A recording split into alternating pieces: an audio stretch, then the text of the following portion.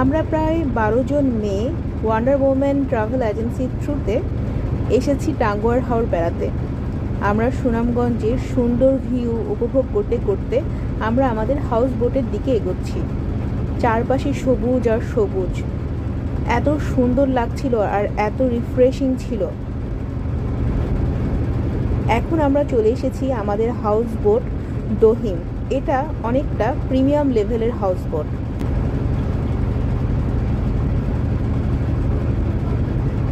তো গিয়েই আমরা ওয়েলকাম ড্রিঙ্ক পেয়েছি। দেন দেখলাম আমাদের জন্য সকালের খাবার দাবার ব্যবস্থা করা আছে, খিচুড়ি সাথে মাংস, বেগুনি আর চা।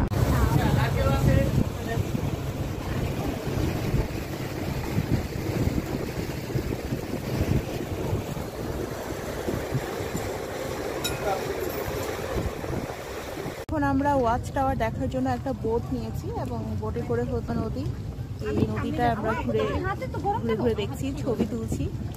আর আশেপাশে গাছ, একটা জঙ্গল জঙ্গল ভাই, খুব সুন্দর লাগছে। ভয় পেয়েছেন?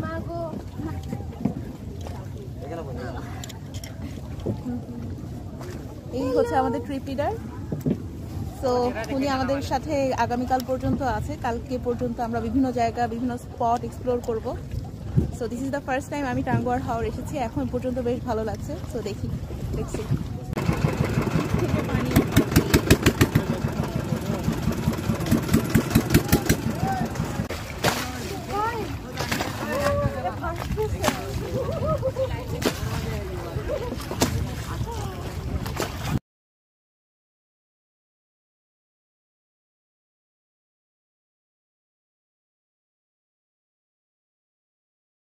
আমরা ওয়াচ টাওয়ার দেখে এসে দুপুরে হাউস বোটে ফিরে আসি এবং দেখি যে আমাদের লাঞ্চ অলরেডি সার্ভ করা হয়ে গিয়েছে।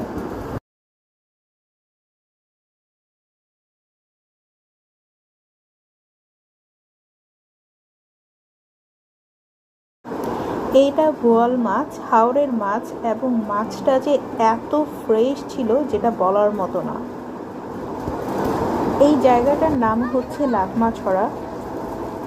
খুবই সুন্দর একটা জায়গা এবং এখান থেকে আবার পেছনের মেঘালয় দেখা যায়, মেঘালয়ের পাহাড়, যেটা কিনা ইন্ডিয়ার সাইডে।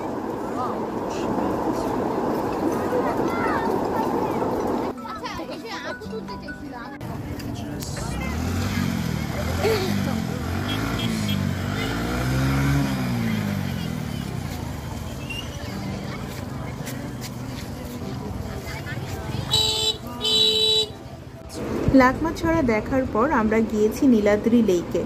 আর এখান থেকে দূরের পাহাড় থেকে যে মেঘ, কি যে সুন্দর দেখতে, বলার ভাষা নাই।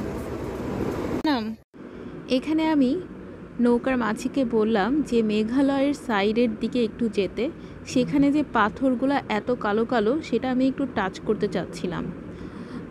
তারপরে মাঝি আমাকে আর আমার আরেকজন যে ফ্রেন্ড ছিল তাকে, আমাদের দুইজনকেই একটু এই কালো পাথরের কাছাকাছি নিয়ে যাওয়া হয়েছে। এবং মাঝি বলছিল যে এই পাথরগুলো কালো এত কারণ মেঘের কারণে নাকি এগুলো এতটা কালো। তো যাই হোক, আমি একটু টাচ করে দেখতে চাচ্ছিলাম এত বড় বড় পাথর, একটু টাচ করেই কাজ শেষ। কজ এটা অন্য দেশের, পরে না ঝামেলার মধ্যে পড়ে যাই। সো একটু পাথরটা টাচ করেই আমরা আবার ফিরে আসি ওই জায়গা থেকে।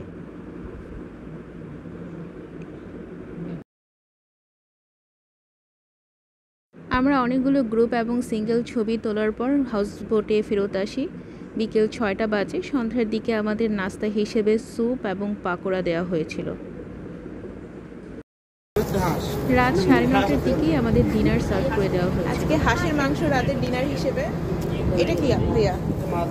ও মাছের ভর্তা, ডাল, বুটের ডাল, কিলা কলিজা দিয়ে।